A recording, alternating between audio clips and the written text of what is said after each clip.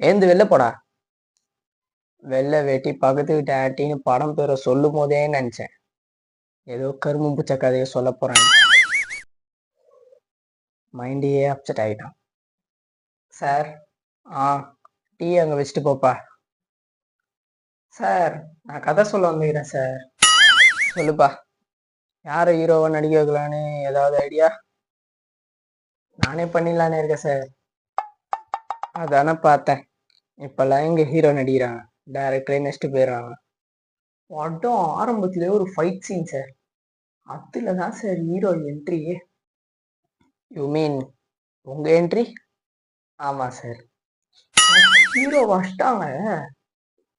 You mean உங்களை? யோ, எத்தனை வாட்டியா கேப்ப?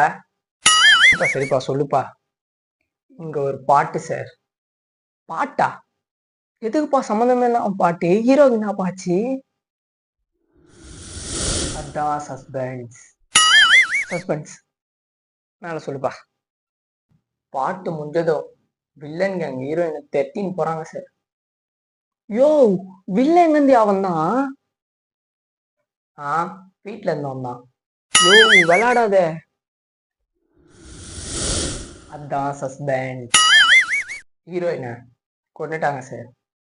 ஐயோ பாவம், வில்லனா செத்துட்டான். படம் முடிஞ்சிச்சு. யோ, வில்லன் எப்படி செத்தான், படம் எப்படி முடிஞ்சுது? அதான் சஸ்பென்ஸ். சரி, பேர் என்ன வச்சுக்கிற படத்துக்கு?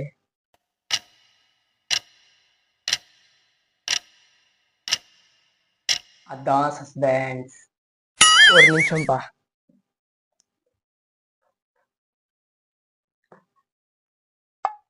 எது சார் சிரிப்பிடுறீங்க? அதான் சஸ்பென்ஸ்.